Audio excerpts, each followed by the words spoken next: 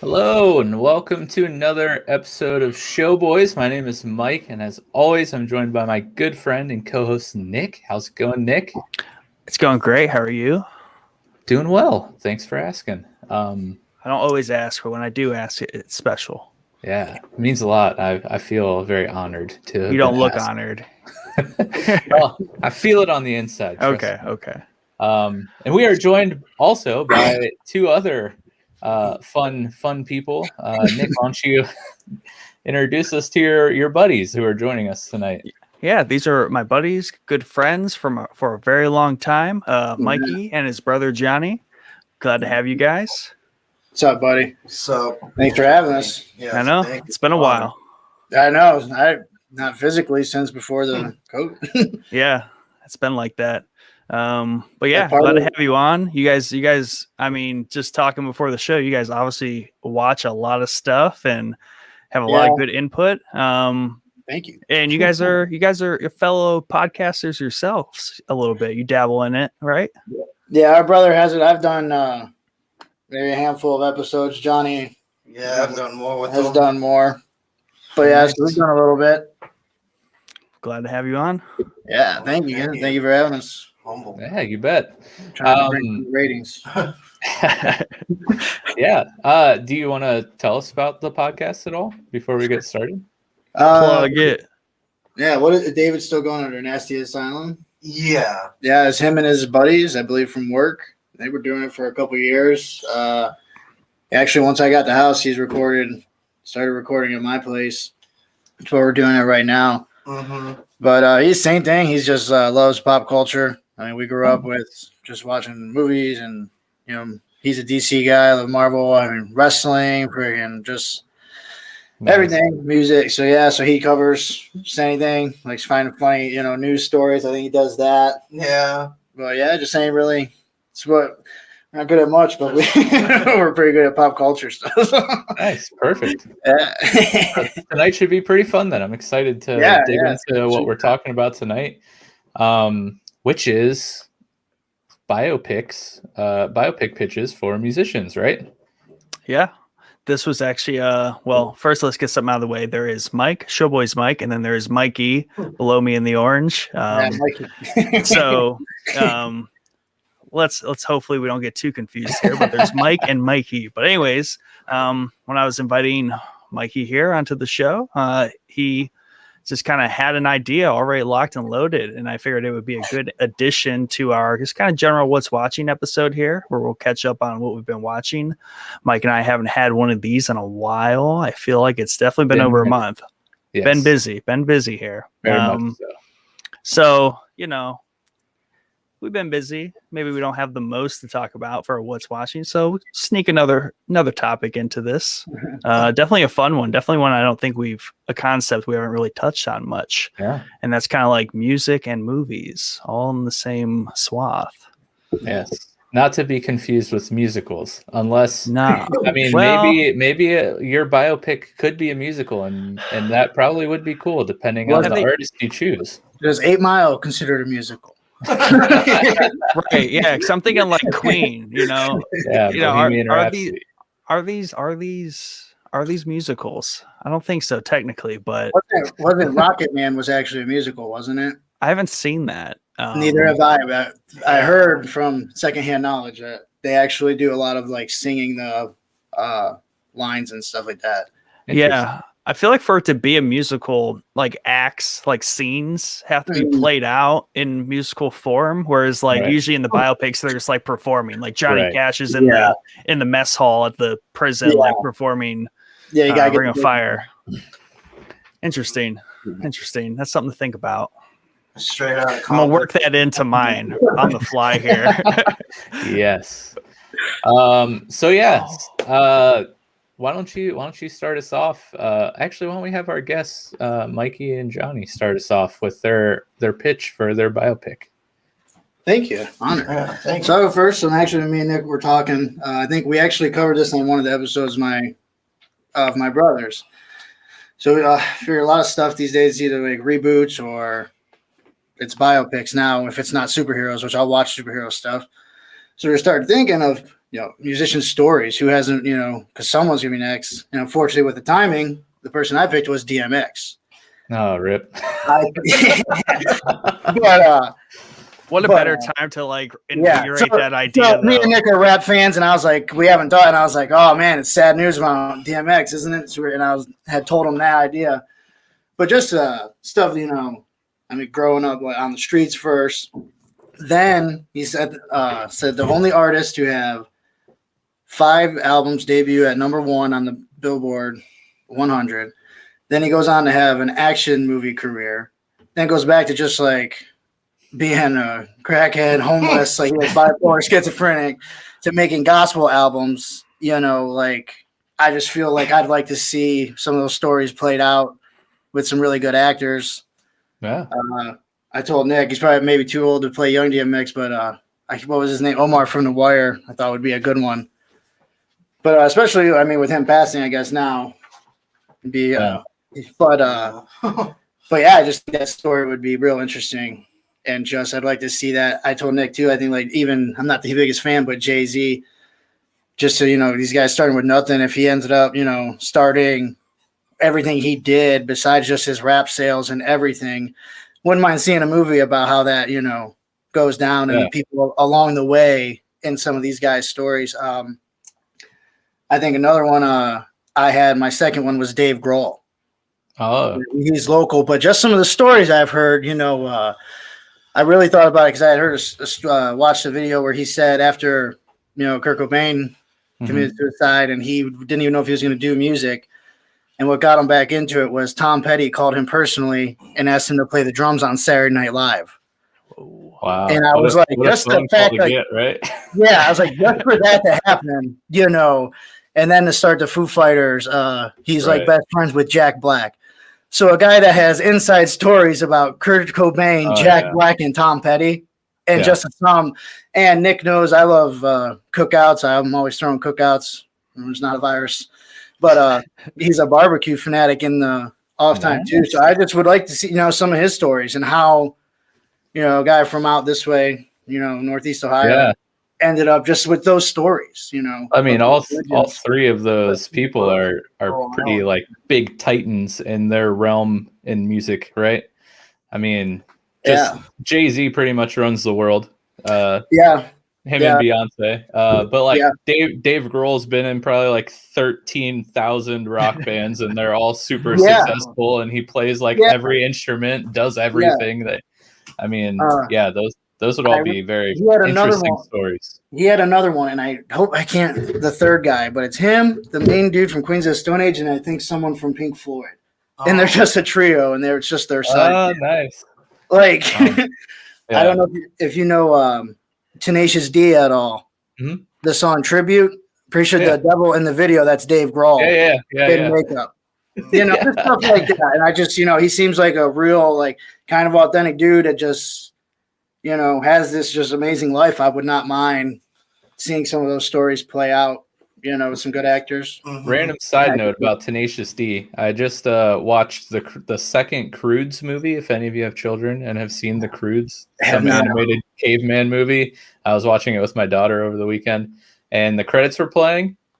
And Tenacious D covers I Think I Love You and playing during the credits. I'm like, why is Tenacious D like doing this song right now? This is amazing. That's right up his alley. A movie called The Croods for kids.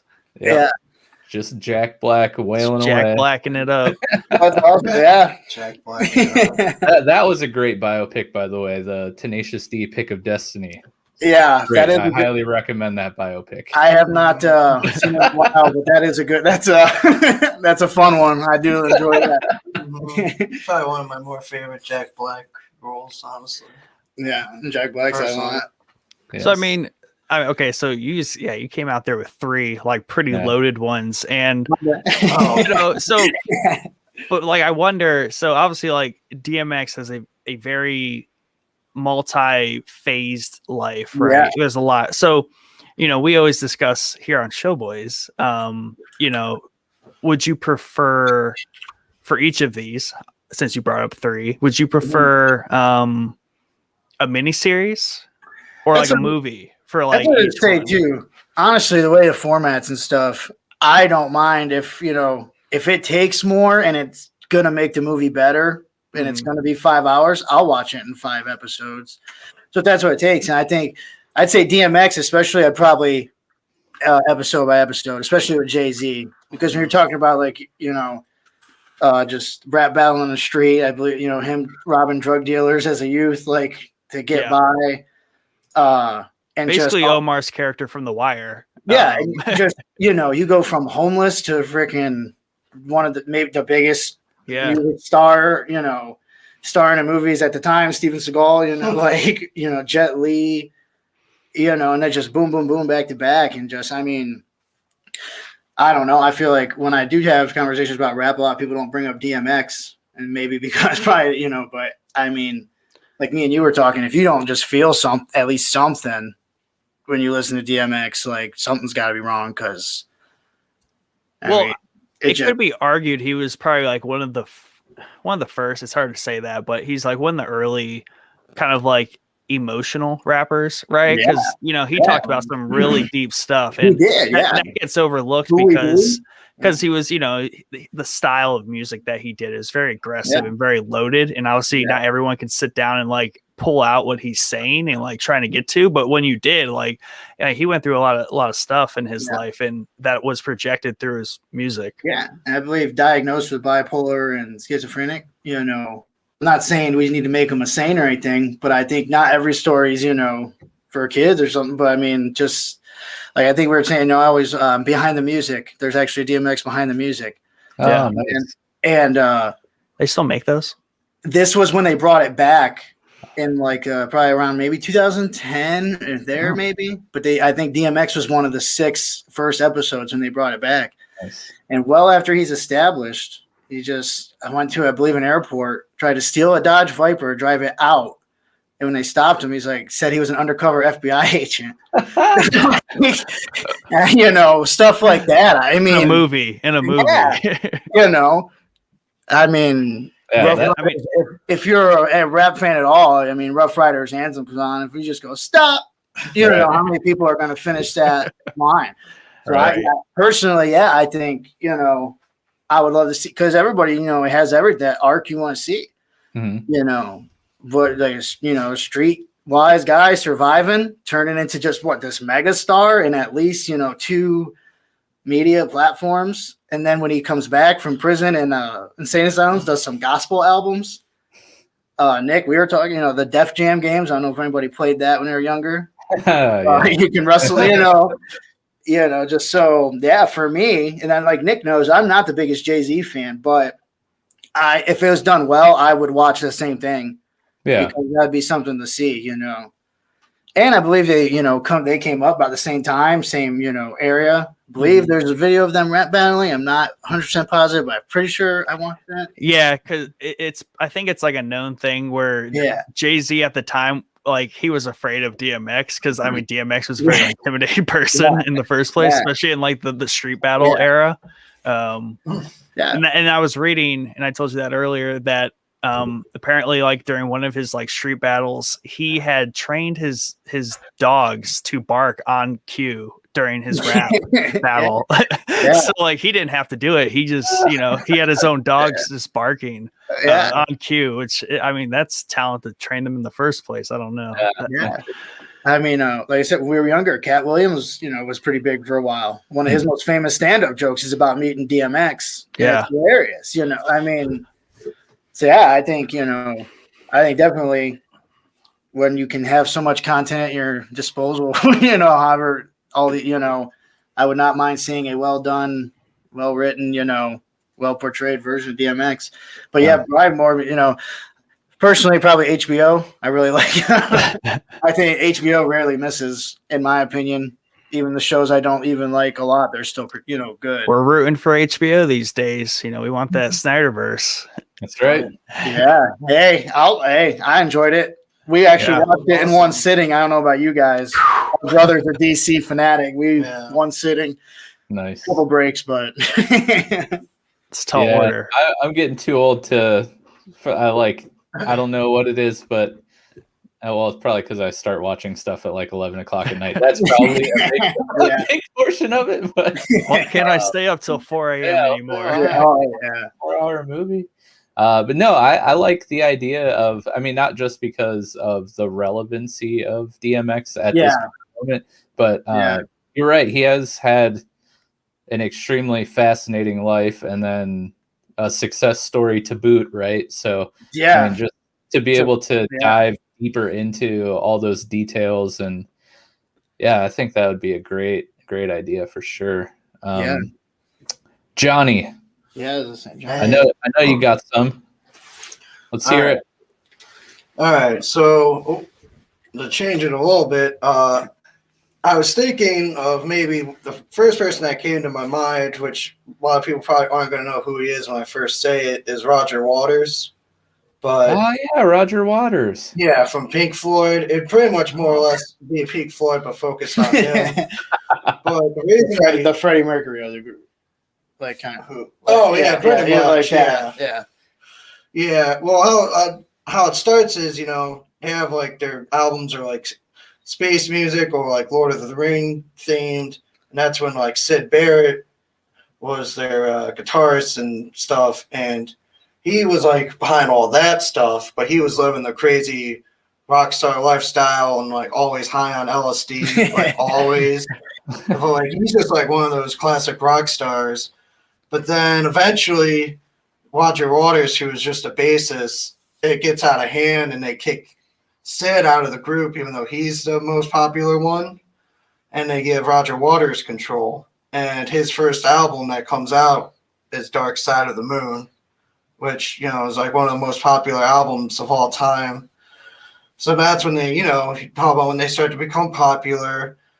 But that too, because I've listened to an audiobook about them, and you could talk a lot about like David Gilmour was the new guitarist, and he, like him and the other guys would say want to write songs or contribute more, but Roger Waters really wouldn't let them. He was very controlling and demanding, and they would they would get into fights over it. So I'd love to see how tensions grew between them, and then just like of course like the later years, like most of them are dead now, but you can even talk about the album that came out in 2010. Yeah, rip Nick Mason. But I just think one about Pink Floyd would be cool. Just it would be a musical though, right?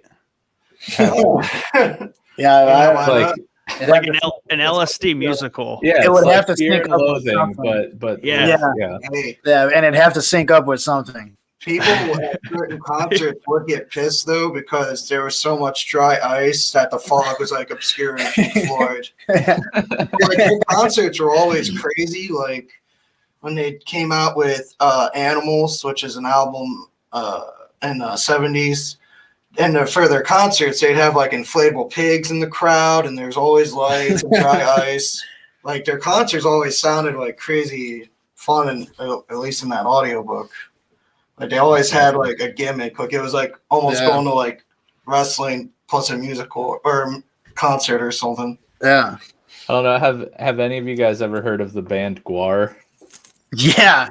Yes, I have. So I like accidentally saw them once. They were playing at this like metal festival up in Cleveland. I think it was the Scene Pavilion or whatever. It's like the venue right on the river, like kind of across, not Tower City Amphitheater, but like on the other side of the stadium. Anyways, the Cleveland Indians Stadium. But yeah, it was like an all-day metal festival. There was like Opeth was there. Lamb of God, like all these insane metal bands. It was so fun.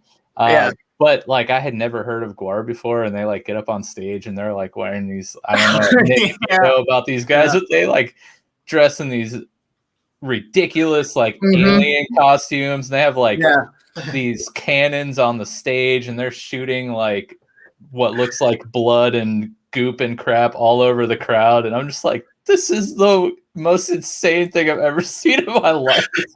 Damn, that's awesome. That's awesome. I actually, before you start, how I learned about Gwar as a kid because I actually had Sega Genesis. There was a Beavis and Butthead game, and my mom did not realize that It wasn't a regular cartoon game. So the whole point of the game is the two Beavis and Butthead have 2 tickets to Guar. And like a dog ends up eating them and throwing pieces of the tickets up all over the city. And you play as Beavis and Butthead and go around and find your missing Guar tickets so that you can make the Guar concert. That's ridiculous. That's such Oh a my gosh. classic golden era video game. Yeah. That's amazing. So for anyone that's listening or any of you that are on the show right now, if you've never seen the stage show of Guar, just YouTube some videos. It's absolutely absurd. It's like the craziest thing ever. It's hilarious. In the 2000s, they became popular again because they would sacrifice like real life looking like robot dolls of like Paris Hilton and stuff, and they would actually like cut open. Like, they're crazy. I've never been to a show, but I've watched. I mean, it's a whole other kind of show. It's an experience. When you're not expecting that, they just like walk on the stage.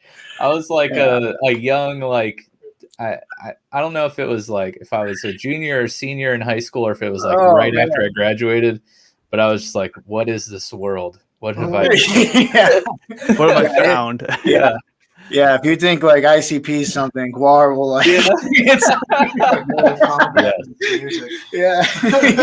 not honestly though, I'm surprised that there hasn't been a Pink Floyd biopic. Yeah. Because I mean, of rock bands, probably the most influential classic rock band probably ever. But I'm very shocked that there hasn't been one yet. That's crazy. It's definitely one I need more info on, where I need a biopic to teach me about this stuff. That's usually why I watch these things, because otherwise it's beyond me. It's one of those bands too that just like it had a cultural impact. Kind of like the Grateful Dead. They have a following. I think I go on Reddit a lot. You always see pictures of that. I think they did a concert in Venice, and I forget how many people were there or something, but just the sight of them and Metallica, some of the concerts they have done, just like Metallica. The pictures you see, you're just like a million people at one concert. Like that's insane. That's just to comprehend that's crazy.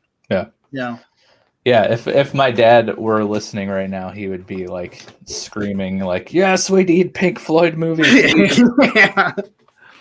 That and like, for whatever reason, the Russians loved like all these bands, because that's where you see some of these pictures of these like millions of people for whatever reason is there. Yeah. They just liked it. Yeah, like fun fact, I don't know, you probably like Metallica. They're actually the only band that has played a concert on all 7 continents. That's pretty nutty. Yeah, I think a year or two ago they got special privilege. They went down and performed a concert in Antarctica for all the people down there. Yeah, for the 300 penguins. Yeah, that's awesome. Yeah. All right. So I'm starting to get a better idea, because I was talking to Nick. I was like, I have no idea what I'm really gonna pitch or how it's going to come out. So I'm gonna go last. But listening to your pitches, Johnny and Mike, have given me a good idea for what I kind of want to talk about. So I'm still gonna go last. So Nick, please, did you have anything else to add, Johnny? I don't want to cut you. I'll throw in one more. It was inspired by my brother David. I guess Prince. Unlike Pink Floyd, I don't know much about Prince, but I know he's, like David Bowie, like he does movies, music, like he was, obviously just a big deal in general. Yeah. I just think that would probably have to be a musical. Yeah. I just think it'd be cool to see, get to know Prince more. Yeah. What about maybe The Weeknd or Bruno Mars? Hey, there you go. As long as they include that very pivotal moment in Prince's life when he played that shirts or the blouses and skin. If that scene, if that moment in his life is included in the biopic, I'm totally down. Yeah, you have to. Yeah. Yes. But yes. Nick, what do you have for us? I'm interested to hear your I am too. I'm gonna elaborate on what Mikey just said. So The Weeknd, that would be good, but it would have to only be before he was popular. Like it would end with his first like 3 mixtapes coming out before anyone ever saw his face. Because for the longest time, his first technically like 3 mixtapes, he never showed his face. Like he was just The Weeknd on YouTube, and there's like this big mystique to him. And I feel like it was just because he used to live, he's basically homeless in Toronto. And that's like where he gets a lot of the inspiration stuff. So I feel like if that were to be a biopic, it would be so early in his career and it would end on like some sort of like ominous note. And then you just assume that it is The Weeknd.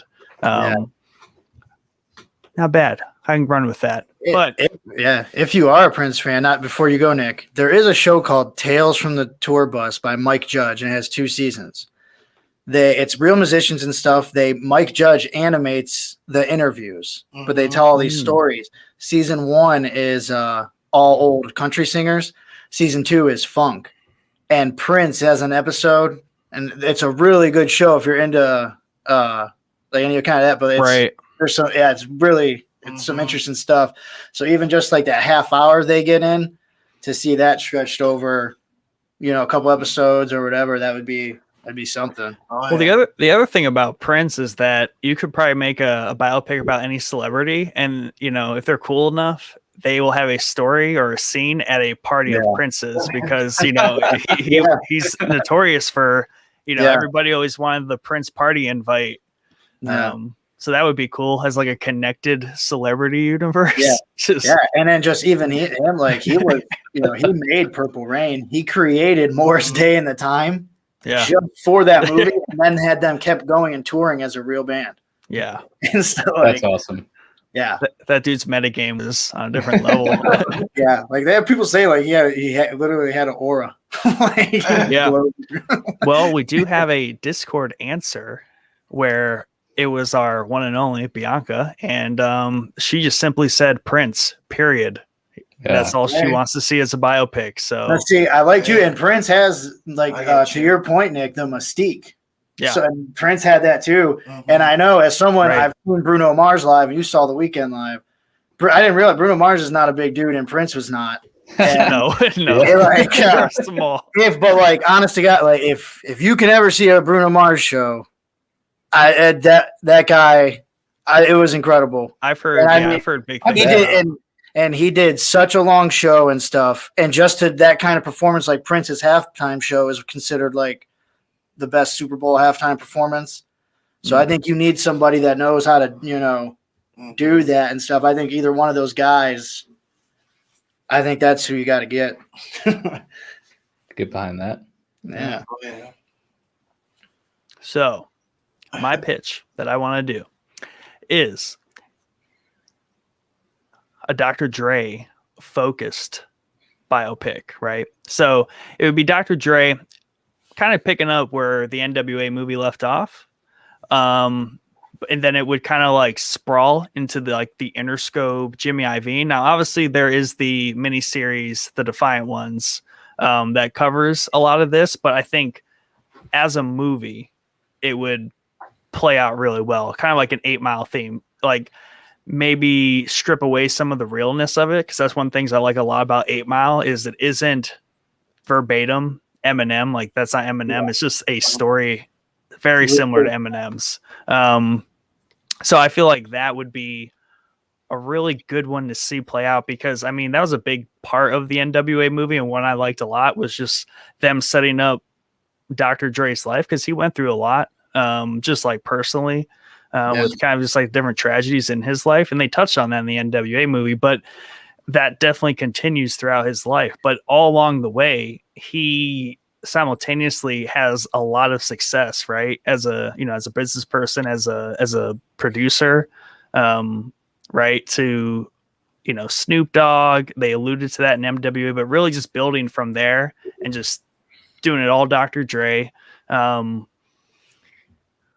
Eminem, 50 Cent, tying those in. I don't know, I like this idea of like kind of like how you said, like like an Atlanta verse where there's like a ton of movies like interconnected. Yeah. Like I think there could be like an Interscope version of that where that you just do a bunch of spin-off movies on, and having them all connect and intersect. So I would be a big fan of that. And one that you said I was thinking about like a Jay-Z one. That would be obviously a super good one. Just because that's super encompassing of just a lot of things. And one that I don't know why. I mean, there's been like different things, but never I feel like a very flagship one is like a Tupac one.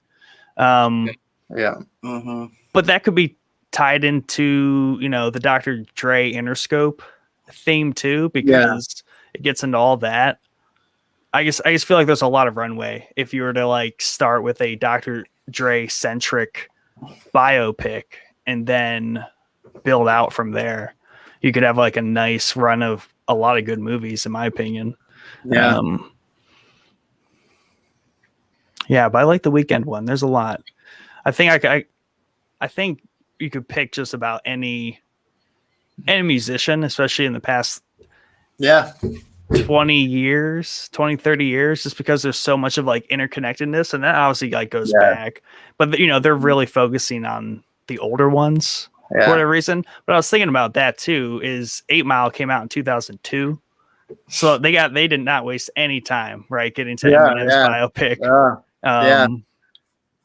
But yeah, I think I settled there with a solid Dr. Dre one would make me very happy and be entertaining. I like this rapper biopic extended universe idea. Oh yeah, Nick, can you think of anybody to play Eminem and 50 Cent in that movie or / miniseries? Yeah, MGK should play Marshall. Maybe Zac Efron. I'm really bad at that. Like I did not think about it, like who would play who. I just assume they're all the right age, but they're not anymore. Who could play 50 Cent? He's older than 50 Cent, but he doesn't look like his name. Michael Jai White. He plays Michael Jai White. That guy is a beast, and he's like 50 something, but like he's a kickboxing champ and stuff. He could play 50 Cent. Yeah, he's a monster. He is a large fellow. That's He's a monster. I don't know if you've seen MGK act, but not good. He's always in the most random things. I watched he in Bird Box. No, not Bird. Yeah, he is. He is. I watched The Dirt once, and that probably will stay at one personally. Yes. Oh man, no, I like that. Does that wrap up your idea there, Nick? I think so. I'll settle on that. Before we get off Dre, Nick, that would also, people forget, would include Blackstreet. No Diggity. Right. That's from Dr. Dre found them and was the producer of that song. So even that one hit wonder, that's even just one of the biggest. Everybody knows that song. Nobody skips that song when it comes on the radio. So you got to have those, and they're out there. And I mean, I don't know. I just feel like people might be missing out of these studios, because they're dying for money. I think they're missing out on. Yeah. I mean, I feel like they started to ramp up the biopic, like Beat It to Death thing, 5 years ago, and then it kind of ran out of steam. I don't know why. I feel like they did good. I mean, I like Bohemian Rhapsody and because especially once one hit, it was like, oh, we get and they is Rocketman the most recent one? That's the most recent one I could think of at the top of my head. Identically, there's that Ziggy Stardust one. Oh yeah, there is a David Bowie one, but it only covers part of his career. I think it's mostly Ziggy Stardust. So it's not a full biopic. That would probably be pretty interesting too. That guy was a unique individual. Yeah, but now that both of those, being Prince and David Bowie, have come up, I think we'll just get our listener biopic mentions out of the way here. Like Nick said, Bianca, she screamed Prince in Discord. I assume it's print or screaming because it's all caps. And then Mel, another one of our Discord users who we love. She's always very active in Discord. We love all the stuff that you bring up. So thank you so much for your participation and everything we do over there. But she said, David Bowie, and please, for the love of whoever, can we please get a better treatment of his bisexuality than what they did with Freddie Mercury in Bohemian Rhapsody? I still love that movie, but ugh. So yeah, I think especially those guys would want it to be as real as possible. So I mean, they took a very. I was surprised. I mean, they took a very conservative approach. I mean, overall with Bohemian Rhapsody, like that movie is pretty inaccurate from what I've read. Like people are pretty beside themselves with how just movied up it was. Do you guys know that originally that was supposed to be Sacha Baron Cohen? Oh God! And there is footage of him as Freddie Mercury. And I read an article. He said he dropped out because they're like, "Oh, you're gonna die in like Act 2." And he's like, "What do you mean nobody cares about after Freddie Mercury died?" And he ended up dropping out of the biopic. But look it up. I think you can see at least a picture. But I believe they shot some footage with Sacha Baron Cohen as Freddie Mercury.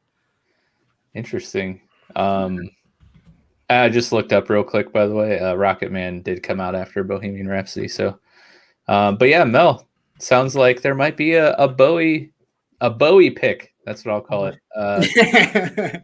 Coming in the pipeline maybe sometime. So you might not have to wait too long for that. But yeah, after hearing all of your ideas here, I think I have an idea now. My first thought was maybe Donald Glover, but then I realized like, he does that himself. Yeah, exactly. Like, but I mean, I think maybe down the road, towards the end of his career when he like winds down, like I think a story of his life would be pretty fascinating just with all of the crazy things that man has done just in the last like 5 or 6 years, let alone what he's going to continue to do. But every time you guys were talking about an Atlantaverse, I just thought of the show Atlanta, and I was just like, I miss that show so much. Donald Glover, please quit doing things so we can get another season. Yeah, stay focused. Yeah, geez, come on, man. But my next pick is actually I would love to see a biopic on the frontman of Coheed and Cambria. I don't know if any of you guys have heard of Coheed and Cambria, but Claudio Sanchez, he's their lead singer and guitarist. What I think would be so interesting about a Claudio Sanchez biopic is I don't know much about his like actual life, but just the concept of the band Coheed and Cambria is so fascinating to me. They're like a progressive rock band. All of their albums, except for one, are concept albums, and they're all telling the story of the Armory Wars, which is like a science fiction story. He also has written a series of comics called the Armory Wars that all these albums are like tied to and based off of.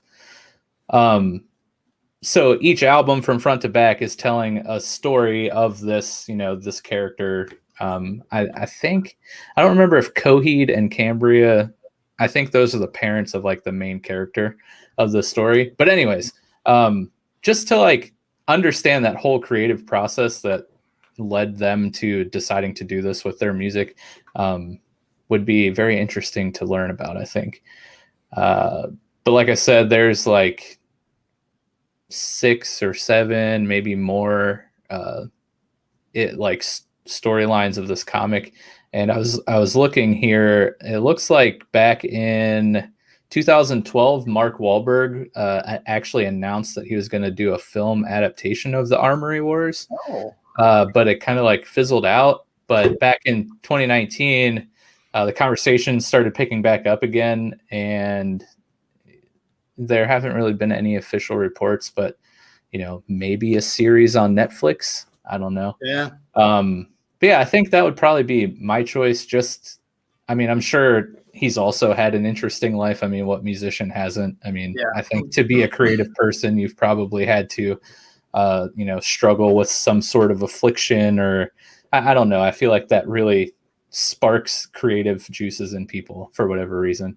But just to get a behind the scenes look at just the creative process of being able to pump out like 5 albums that are pure concept stuff, telling a story, which I feel like in music, like singing a story is just complicated because like you're trying, it's different than like writing from your emotions, right? Or like writing from a moment you're going through in your life. When you're trying to form a cohesive story across 12 songs, right? That's just, that's nutty to me. But yeah, I don't know. I think that'd be my choice. So since this is tied, like comics tied to albums, right? Mm-hmm. Are you picturing this to be like a Scott Pilgrim kind of vibe? You know, I was actually thinking about how to present it, and you have a lot to work with there, especially the fact that, like, at least aesthetically, right? Yeah. It like have you guys ever seen any of those documentaries that are like half dramatization of the story and then like half actual documentary? Yeah. Like like there's one on Netflix about Elon Musk. I think it's called Mars or something like that. It's about his plan to try to get to Mars, right? And half of it is like him and people that work for SpaceX and stuff talking about all the scientific things and hurdles and whatever that it'll take to actually get somebody to Mars. And then interweaved throughout the episodes is like a dramatization with like actors and characters in a separate story that is like the first trip to Mars. And it was very interesting. It was like the first style of documentary like that I've ever seen. I don't even know what the appropriate word is for those, but I was thinking something similar with this biopic where it's like kind of like half the story of the Armory Wars, but then the other half like real life Claudio, like going through his life. I don't know exactly how to make that work in like the minor details, but big picture, I think that would be a very unique take on a biopic or just a movie in general. So the comic is the dramatized part, and then there's real life. Yeah, I think that makes a lot of sense, actually. Yeah, I don't know how you would do that, but like somebody way more creative than me that probably gets paid to think of stuff for that can do something way better than what I can think of. That could be you someday. Oh yeah, you never know. Fingers crossed. But yeah, I don't know. I think that'd be fun. I think all of the ideas that were brought up, I think all of your ideas are much more warranted than mine. The musicians you guys chose are like way more successful and I guess more publicly known and probably have way crazier stories than old Claudio, but hey, I'd watch it. A good story is a good story to me. Honestly. I mean, like I was gonna tell Nick Freddie Gibbs. I don't know if I'd watch and see what I'd watch a lot of I would say his would. They might as well just make his like very embellished. Almost basically make his like an 8 Mile where it's not him, but it's largely based on his experiences. And I think that would be like super, super good. Yeah. I agree with that. That would be interesting. I've also personally been enjoying the Little Dicky biopic that airs on FX. That's I don't think it's a biopic, but I think maybe you could argue it kind of is. It's kind Me of. and Nick were talking, Dave, before we got on. I mean, it's that show. Loosely telling his story. I mean, maybe it could count, but I love that show. It's just hilarious. Me too. I'm waiting for season 2. Yeah, like that's what I would be watching if it was out. If it was out, that and Atlanta. Yes, but we have neither. Atlanta, please come back. On an Atlanta note, I have been seeing. I forget the actor that plays Paperboy. I don't remember his name. I apologize. But I have been seeing Paperboy pop up in a ton of movies, which has been super cool. Both of them. Yeah. So Lakeith Stanfield. Close. Something like what's his name? I have to look it up. Crap. Anyways, he's great. I love him. Yeah. Oh man. Oh shoot. I can't remember the one movie. It's super weird, but I loved it. I'll look it up too real quick. But yeah, I guess now that we got those biopics out of the way, we should. Brian Tyree Henry is Paperboy, and Lakeith Stanfield is. I was right. Darius. Yes. What a great actor. I love Darius Epps. I gotta find the movie that I'm thinking of with Lakeith in it. He was in Knives Out, and he was great in that movie. Oh, that's a good movie. Mm-hmm. Did you see what Netflix paid for 2 sequels for that? Yes. Yeah. So much money. Dude, I heard they said a ridiculous amount of that's going to Daniel Craig and the director. Like, I was like, "Oh shit, that's a lot." Sorry to bother you, Mike. That's exactly what I was. Dude, that movie is amazing. If you've never seen Sorry to Bother You, please watch it. I think you might be able to find it on Hulu. Oh, okay. I know that movie. That movie. I haven't watched it, but I know what you're talking about. He's a phone operator. Yeah. Yes. Oh, man. Yeah. It is nutty. Please watch that as soon as possible. But speaking of watching, I'm excited. Personally, I don't know about you guys, but I'm excited to talk about some of the things I've been watching lately. Because I actually have been watching a ton, and it has been a very long time since we've had one of these catch-up episodes here. So I'm hoping that at the very least, maybe you guys will, hear a show that you probably haven't heard of before and check it out. Listeners, I hope maybe, you guys hear a show that maybe you've never heard of, and you might want to check it out. And on top of that, I know that, like we were talking about last week, Nick and I, as similar as we are, we do have pretty dissimilar tastes in things we watch. So I'm sure I will have a few new things to put on my backlog, and I can't wait to hear what Mikey and Johnny have been watching. So yeah, who would like to start us off? I'll do it. There we go. I will do it. So the most recent thing that I've really enjoyed watching, and I've actually, I would say, borderline binged it. It took me like a week, I'd say, on and off. That's not entirely long, but The Queen's Gambit, I finally got around to that. This is one that my wife just binged without me and said it was like, oh, it's really good. I heard great things about it. I'm like, yeah, me too. Too bad you didn't wait for me. Thanks for asking. So then she was like, I'll rewatch it with you. And then she just kind of was like on her phone half the time. And the other half the time I just watched it by myself, or she fell asleep. So I watched it. She was semi-present. But yeah, it was super good. And this was a spoiler for me, but it isn't really a spoiler. I was going through the whole show thinking it was based on a true story, though it never ever said that. I thought it was. I haven't watched it yet. I thought it was. No, it's based on a book. Okay, all right. Really good book. But yeah, I was just watching. I was like, man, because usually at the end of those things, I look up whoever it's based on, and I just like read the Wikipedia on it. But unfortunately for me this time, it was just based on a book. But the show is super good. And I mean, I might try to read that book someday. I know that's a tall order. I'm not going to commit to that. But how many pictures does it have? It actually might have a lot because it's about chess, right? So yeah, the show Queen's Gambit is about basically starts off as like an orphan 9-year-old in an orphanage, and she learns to play chess from the custodian in the basement.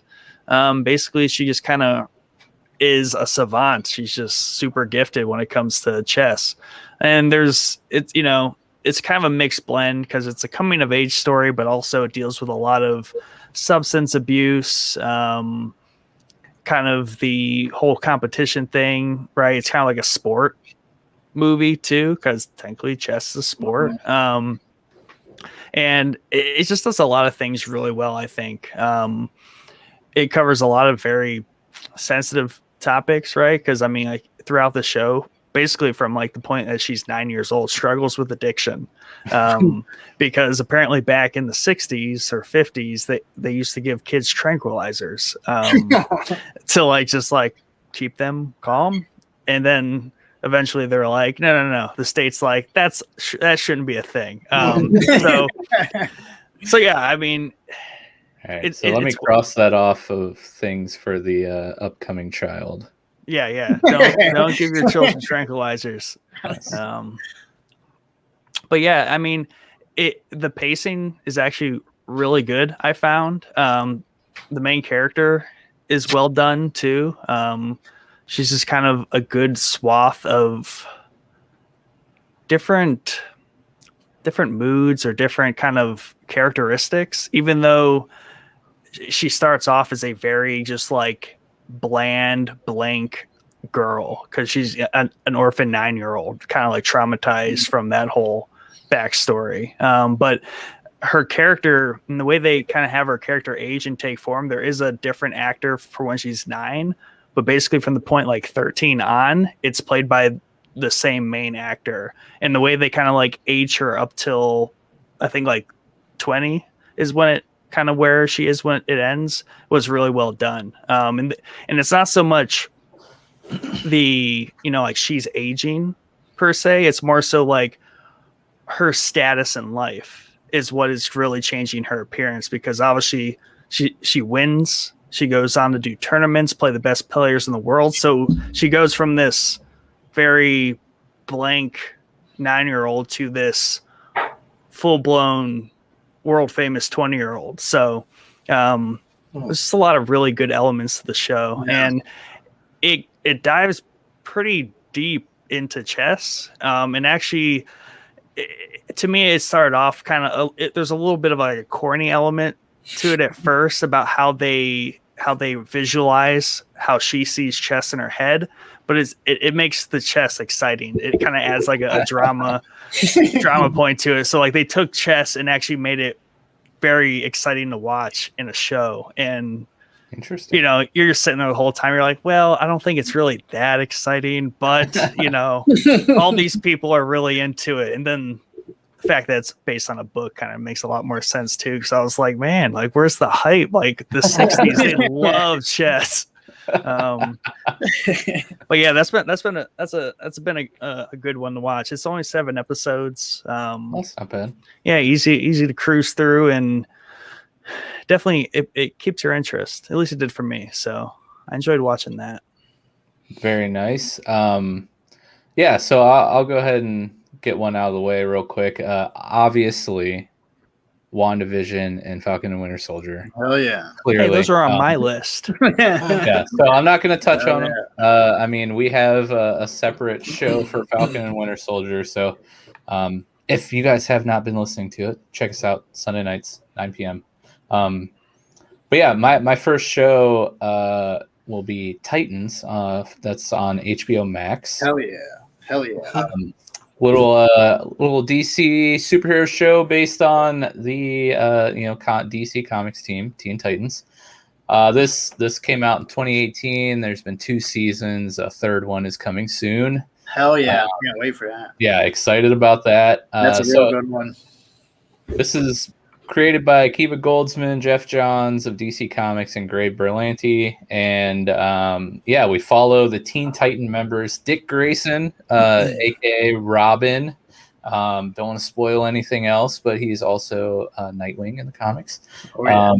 We got Rachel Roth, who is Raven, Gar Logan, aka Beast Boy, Jason Todd, who is also another Robin, also Red Hood at times. Mm-hmm. Donna Troy, who is Wonder Girl, Hank Hall as Hawk, Dawn Granger as Dove, Rose Wilson, who is the daughter of Slade Wilson, who is Deathstroke, and Connor, who is Superboy. And we even had a cool appearance of Aqualad, and Aquaman is one of my favorite superheroes. Yeah. So anything Aqua related, I am a fan of. But yeah, it was a really fun watch. I basically, I used to like the Arrowverse on CW until it got like super teen angsty. I mean, I could deal with a little bit of the teen angst, but then when it went like full blown teen angst, I was like, I can't handle this anymore. But it's very much like darker, more mature version of like an early Arrow kind of.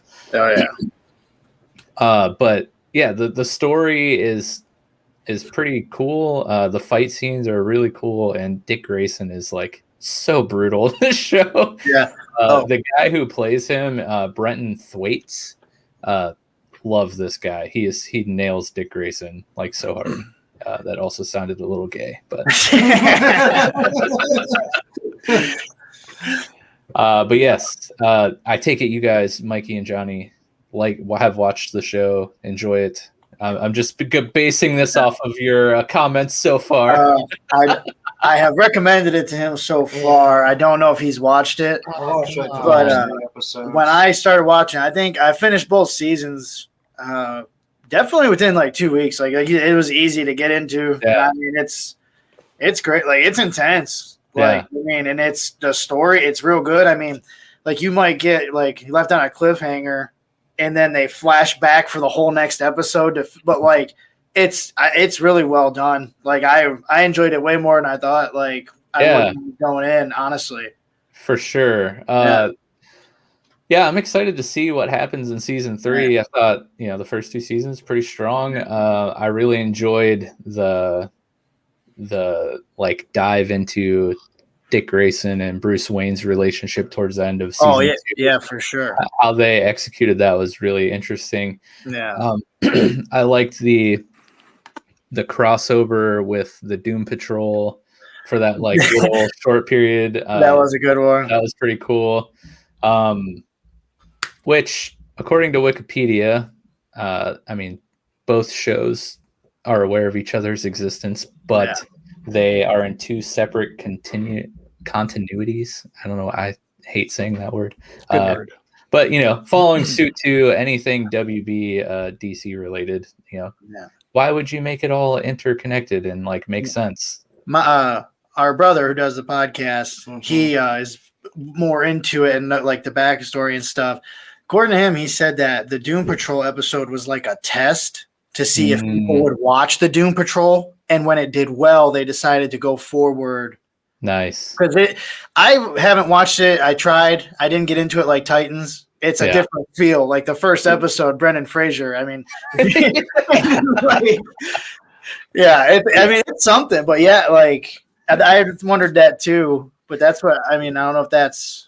Yeah, I'm a lot more interested in both these shows now that I know that they are superhero based. I had no idea all the times you mentioned Titans that was about the Teen Titans. No, it's really good, and definitely out of both of those shows, Titans is much stronger and I think so too. There was one gripe I had with it though.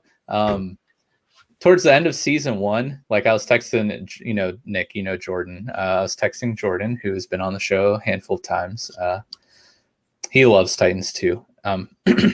But when we got to the penultimate episode, the episode right before the finale, I thought that was the finale of season 1. So did I. And then I was like, oh, there's one more episode. Okay, this one's going to be a banger. It was not. It was like, I felt like that would have been the perfect episode for season 2, the first episode of season 2. I felt the same way because I had that same thing. Yeah. And I didn't get that either because you're like, damn, this is really. And also with like Trigon's pretty like big deal, and like I kind of hope that like, I mean, he's not. I hope he's not gone forever because I feel like. That kind of went way too quick. Did you think that he looked like a realistic version of the devil from South Park? Yes, that's so true. Oh my gosh, I'm never gonna be able to unsee it. Oh, man. As soon as I was like, well, that's what I thought of as soon as I. Maybe it's a good thing he's gone.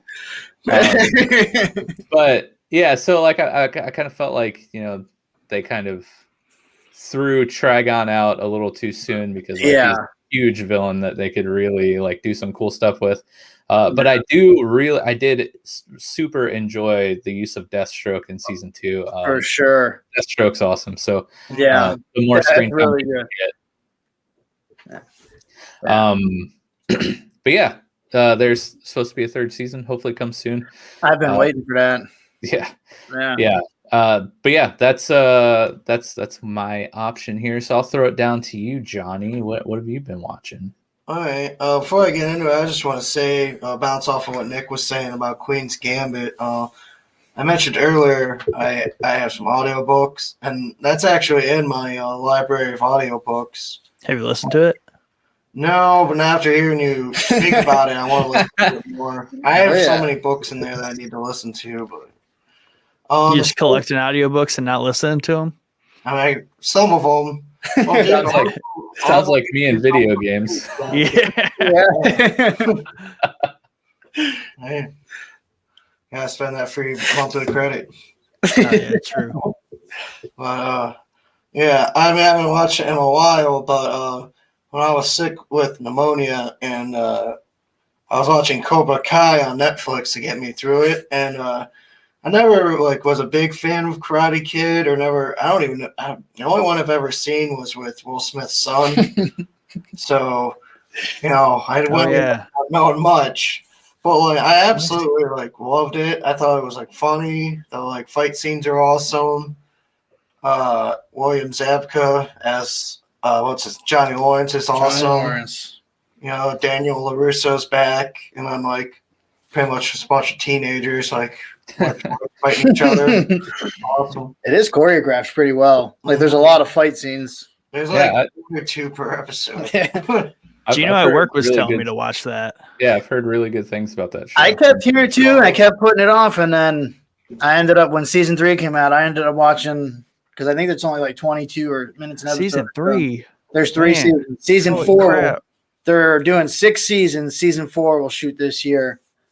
They said they have a 6-season arc, but so it's been out for multiple years. Yes. Yeah, it Holy started crap. on YouTube, I believe. The Yeah. first 2 seasons. It started, I think, even as a I think they had to raise money and stuff. I'm not, but and then it got so popular off YouTube TV that Netflix bought it for season 3, and now it's a Netflix. That's super interesting. I did not know that. There's another good show that started on YouTube called Wayne that got picked up by Amazon Prime, and that show's amazing. It is. That show is really good.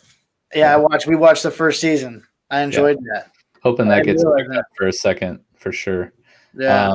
But yeah, I've heard lots of really good things from a lot of people that I value opinions from when it comes to shows and movies about Cobra Kai. So, like Nick, though, I have not watched it yet, but maybe someday. The backlog it just gets so long. Yeah, it does. Some shows they just don't make the cut, unfortunately. I know. Yeah. That's why I like doing these, though, because I need the extra context from people to tell me what things are. Otherwise, I don't do the due diligence there. Yeah. For sure. Maybe I should watch trailers more. Yes and no. I mean, I like to sometimes, but you know how I feel about trailers. I like to be completely surprised. I had a moment when Scott Pilgrim vs. the World was in theaters. I knew nothing about that movie and just went and watched it in theaters. And I was like, this is the greatest experience of my life. So ever since seeing that, I've tried to recapture that magic by trying to stay as far away from trailers as possible for movies that I am somewhat interested in, so I can be totally taken aback by what I see. Have you captured that magic again? No, nothing will recapture the magic of my first viewing of Scott Pilgrim vs. the World. It's I was chasing that dragon. Yeah, hey, Dad came close. Dad came, yeah. You love Dad. Feels. Watch Dad on YouTube. Dad Feels, yep. Anyways, what you got for us, Mikey? So last couple of days, I've actually been on documentary kick, and on Netflix, the new one is called "This Is a Robbery." Hey, and are you sure you're not OG BB-8 in our Discord? Because,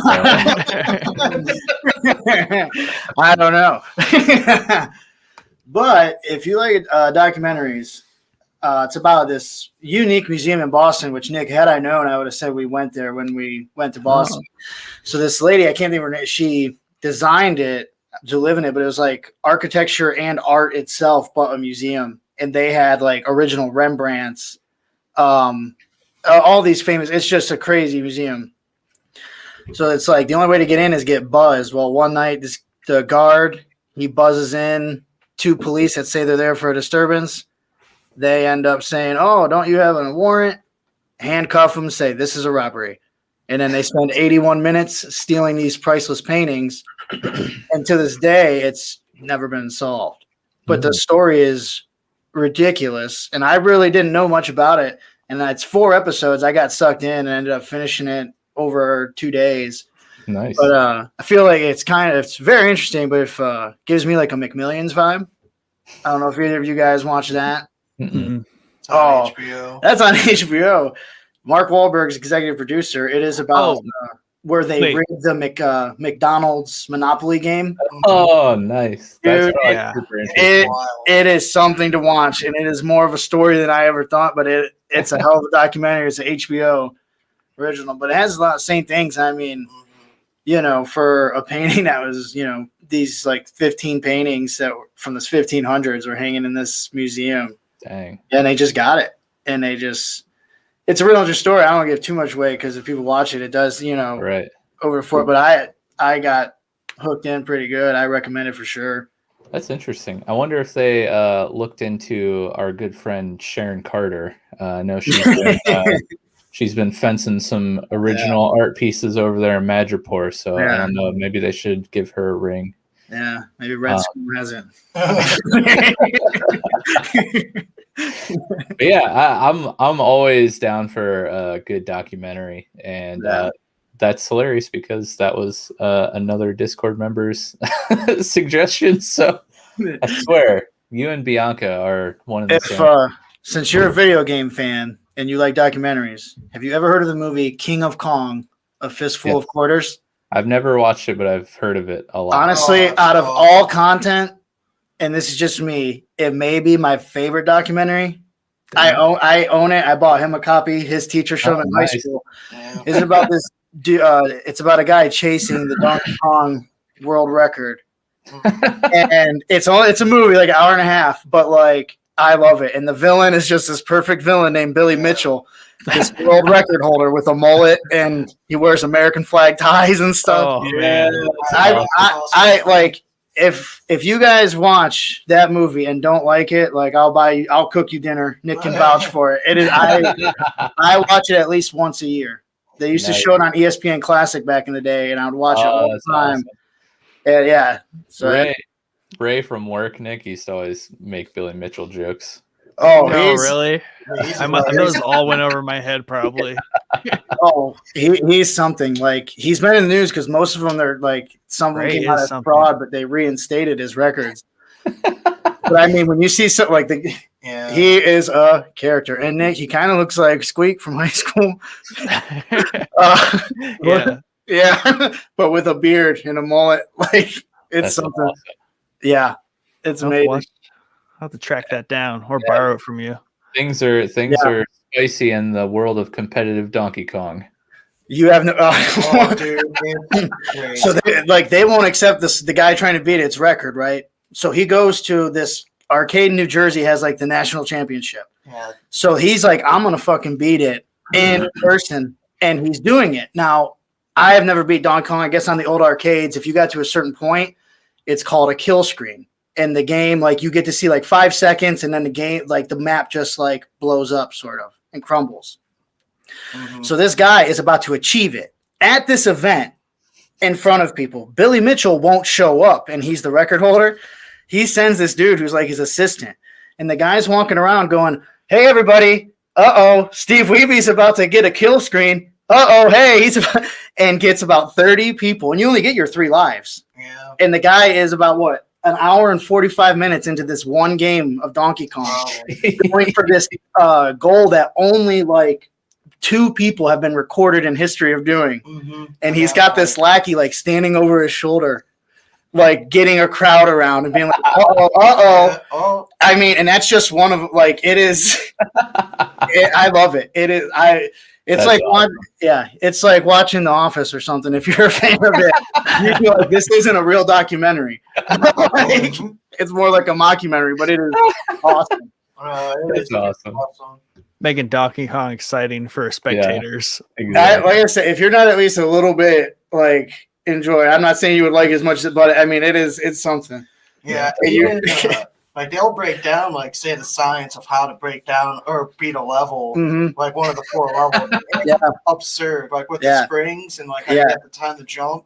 Oh, Yeah. dude. Like Crazy. these guys have like a white dry erase marker, and they'll play it, and you'll see all these arrows of when to jump, double jump, use your hammer, everything. All these Yeah. algorithms that these guys have figured out since this, because it's what in the early 2000s. I guess it has been Like broken 05. over and over. I guess, Yeah, but at the time there was only, I believe there was no 1,000,000-point games in Donkey Kong. Now there's like 7 yeah. or something.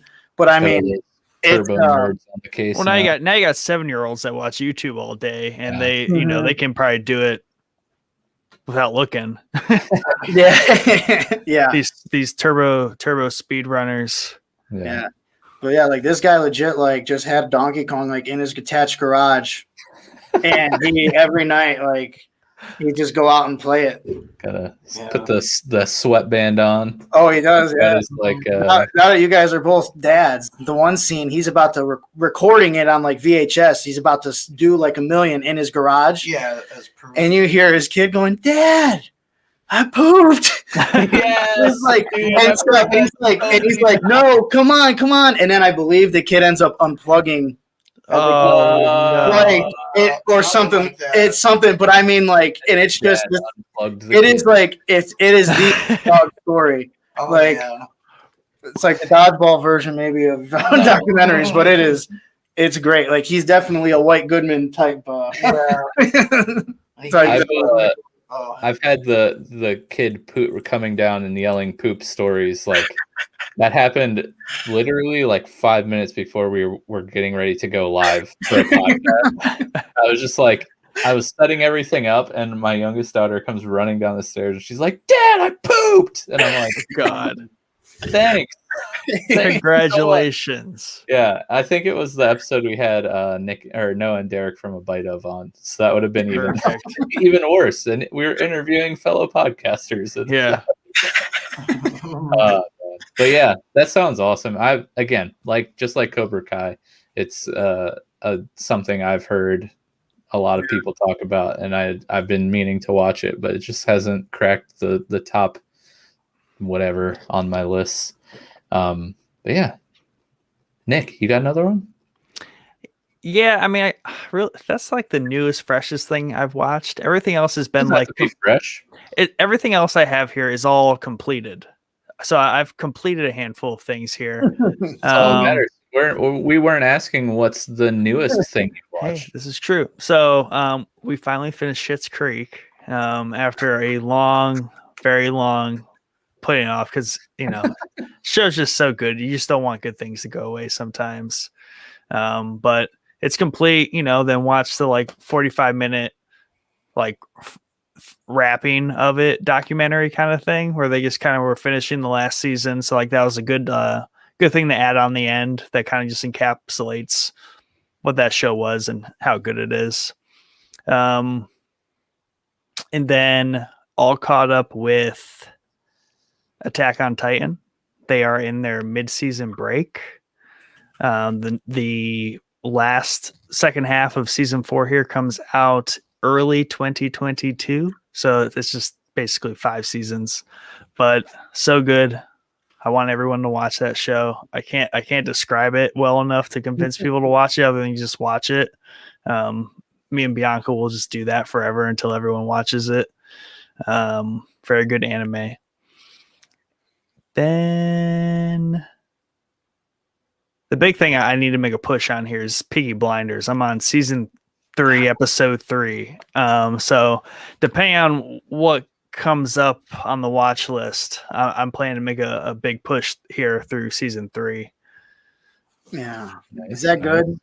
Piggy Blinders. Yeah, Yeah, so it's really good. I might have to. I've always tried, but All my friends love it. Like, I wasn't sure. I'm gonna have to try it out. I know it's Tom Hardy, right? Or Tom he's Hardy's in it. It takes Yeah. a while to get to Tom Hardy, Yeah, but it's super good.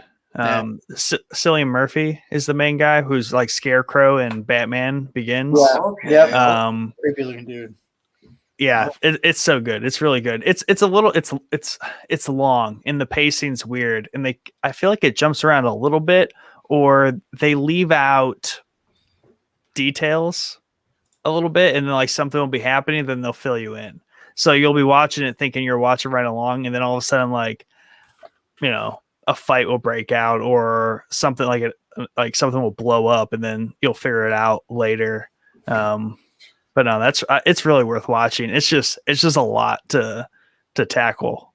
They pack a lot into these episodes, and they're like an hour long too. So 6 seasons in a movie, right? No, I'm just kidding. I think there's 5 seasons, and they are making a movie. Yes. Yeah. We've covered in our newscast. Aren't they planning on doing some like spin-off shows and stuff too? Spin-off series, yeah. I think there's a lot of details there are still kind of like murky, but there's definitely things happening and people want it. People like that show. Yeah. Also, Cillian Murphy, he was in 28 Days Later. If you guys have seen that movie, I loved him in that movie. It's a great movie. That's me on this round. Nice. So my next show actually is Doom Patrol. I was on a DC kick on HBO. A friend that I pay money to allowed me to use their HBO Max. Is that how that works? Yeah, that's exactly what happened. Okay. But yeah, so after I finished Titans, I threw on Doom Patrol. Again, based on the DC Comics team, Doom Patrol. The show's created by Jeremy Carver and started in 2019. There were 2 seasons, and it has been renewed for a 3rd season. It follows the heroes, and I kind of use that term as loosely as possible.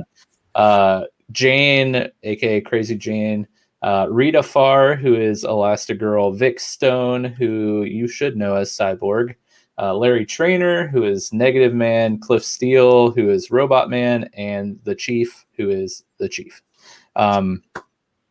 This show, I will say, it not as good as Titans. No. At times was like real pain to get through, but like once I start a show, like I'm gonna finish it unless it's like 8 seasons long and I don't like it, then there's no way I'm gonna submit myself to that pain and torture. But when it was good, it was really good, and when it was bad, it was like pretty bad. So high highs, low lows. The one thing that I do really appreciate about this show, for good or bad, is just how much it leans into the complete absurdity of what the Doom Patrol is. Like, they don't shy away of the weirdness of this comic at all, which helps them succeed in some areas, but then like is one of the points that like kind of brings the show down a little bit at times. But oh shoot, I forget the main villain's name in the 1st season, but he's played by Alan Tudyk, and he was hilarious and very meta and tongue-in-cheek, very breaking the 4th wall like throughout the entire series. It was an okay watch. I'll put it this way. If you're a fan of comic shows or movies, if you're a big fan of DC, watch it. You'll probably find it entertaining. If you're like Nick when it comes to superheroes, I probably wouldn't recommend this show to you because it's going to be lost on you and you're not going to like really appreciate the absurdity of it. And when it gets to those low points, it's going to just make you stop watching it because you have no further investment in the show. I'll watch the 3rd season when it comes out, just because I'm already invested 2 seasons in. But like, I'm not going to rush out as soon as I hear it's released, and like, it's not going to move up to the top of my list. I'll watch it whenever there's time to. But but yeah, I'm sure Nick hasn't watched it. Have either of you, Mikey or Johnny, watched Doom Patrol? I think have not. I believe every time it's still still watching on Max. I'm in episode 2 or 3. Same for you. My older brother, he is one of the few. He's the opposite. He thinks Doom Patrol is better than Titans. Oh, okay. And I was like, I agree and disagree, but same with you. Like, I thought the first episode was Brendan Fraser's part was super funny, and I like how they go back, Nick, but they don't de-age Brendan Fraser. Like they just give him a mullet. but like same as you, and I don't know it enough. Like my brother's giving me, I guess it was kind of DC's answer to the X-Men. Mm-hmm. So like it's group of like Brendan Fraser's a race car driver, gets in an accident, and the only way to keep him alive is put his brain in a robot. Yeah. So he's shit like that. So I like you some of it, but I got to kind of like a slow point, and I haven't gone back. Yeah. But I want to. So Nick, here you go. Here's a perfect example of how wacky this show is. A big part of season 1, they're trying, and even season 2, maybe it's the end of season 1, and then definitely a lot into season 2.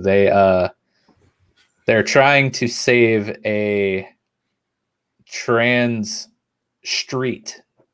Like it's a street that is like a living thing, but it's also trans, and like it can move, like it can be in one spot and then like teleport the street, whose name is Danny, by the way, to another part of the world. And we're talking about the Pink Floyd movie, right? Is that what we're talking about right now? Okay. Okay. So we're back to the Pink Floyd biopic here. Okay. Yeah, and also there is a scene of a giant cockroach making out with a rat. So yeah, it's that's like definitely a show. But yeah, like I said, if you're really into DC, you'll probably enjoy it. I at times enjoyed it, at times didn't. But yeah, I had to throw it in there because I've watched it, and believe it or not, there are, like, if you've listened to the show at all, pretty much everything I talk about I love, and I don't. There are some things that I actually am not a fan of, so I feel like I talk about them from time to time. Though I'd much rather talk about things that I love and enjoy than things I don't. But yeah, so Johnny, what's do you have any others to add? Yeah, I'm watching it on Netflix. It's only one season. Hopefully, they come out with a second one. And the episodes are like 16 to 17 minutes, but it's called It's Bruno, and it's on Netflix. Like I said, it's about a guy who owns a puggle in Manhattan, and like his puggle is his whole life. The puggle eats better than him, and like he walks him all the time. And it's like him and his puggle just getting into shenanigans around Manhattan. But like it's really funny, and if you just want like a lighthearted comedy to watch real quick, especially you got, it's a little filthy, but like watch with your families. It's, so got dogs. I have a puggle, and I actually stumbled across this and had my siblings watch it because it's about maybe like a movie by the time you end up watching the whole season. Right. But it's I would say if I had to give it a vibe, I'd say maybe like the second Friday. Kind of based around the dog. It's very neighborhood oriented. You guys always got to go to the bodega where the guy doesn't like him, and stuff like that. If you have a dog like Nick, I think you guys would like it because of how, like, especially if you have a dog you love, I think you'll find it funny. That's what, like, the main point of season 1 is that they won't let him shop at the bodega that lets him bring his dog in anymore. So that now he's got to get his dog like as a certified like assistant dog to be able to go into, say, like the big like grocery store with his dog, because he literally. I thought about doing that with Hobbs. It's funny. He has a rivalry with the guy that like just walking his dog. and he'll be like down, whatever the dog's name is, and it'll do it. He'll be like down, Bruno, and then whenever they get to a certain point, Bruno can't do it, and the guy always like like just fucking dogs. It's pretty funny. We enjoyed it. Like it's a good watch. I think the length is attractive to me. Like that seems like a good watch for like 15, 20 minutes. Yeah. I think the longest one's like 17 minutes, and then there's maybe 8 episodes or something like that. I don't think it's a full 2 hours. But I was gonna watch it all tonight. I enjoy it. Like it's pretty good. That's awesome. You wanna throw another one out there, Mikey? Yeah, I watched this when it was new, but there's another one I got sucked into on Amazon Prime. It's called Utopia. Ah, that's been on my list. So it's pretty good. So I believe there was a British version, and then they ended up making this one for American version. If you're an Office fan, Rainn Wilson is like the crazy scientist that they won't listen to.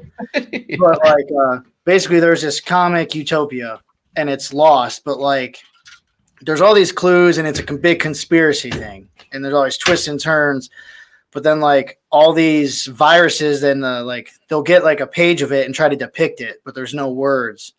And here all these viruses are getting released that show up in the comic book.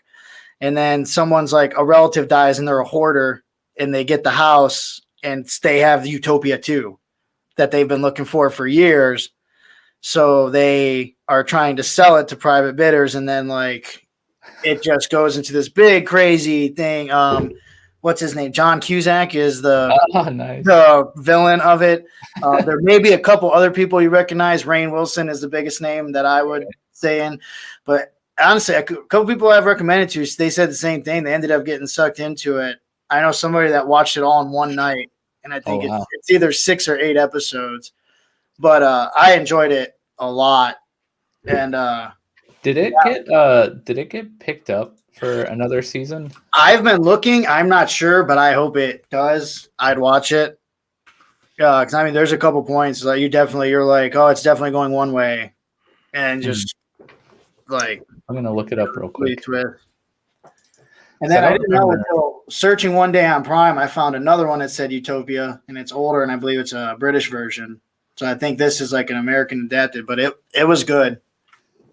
It wasn't quite what I thought it was maybe from watching a trailer, but I was very pleasantly surprised. Like it was good. Right. Yeah, I can't remember who else has mentioned that. It might have been you, Mike. I don't know. I feel like I've heard or seen Utopia floating about. Another good one on Prime is Sneaky Pete. I've heard of that. Yes. I've seen most of that. I believe Bryan Cranston actually created it, and he's an executive producer, and he's in the first season. But Giovanna Ribisi is the star. Yeah. And there's 3 seasons. I ended up watching that, and that was one I just kept watching. I thought it was really good. I don't think we finished it, but I mean, we're at least through 3 seasons. Is there 3 or is there 4? There's 3 that I know of. Okay. Then I watched it kind of within the last probably 4 months ago, maybe. Okay. Yeah. I think we're probably in season 3, but we stopped watching it for whatever reason. But yeah, we liked that for a good bit. We were stuck watching it. You guys excited for The Boys season 3? Yeah. Yeah. We'll be doing a companion series on that show. You see Tom Boy, Jensen Ackles is coming. Great. Yeah, that'll be fun. Yeah, he's playing like their version of Captain America. Yes. I have sad news. As of November 2020, Utopia has been canceled. Is it? I thought it was good. I would, even if it is, I'd say it's worth the watch. I'd be surprised. Like I said, I've recommended it to a few people and they ended up binge watching it. But I thought it was good. I thought it was really well written. It definitely has they did, I think, put a disclaimer because it just happens to have a pandemic virus in it and stuff like that. So I don't, but especially if you got conspiracy type movies and what's really going on and stuff like that, it's pretty good. That's how COVID started. Off pages of a comic book.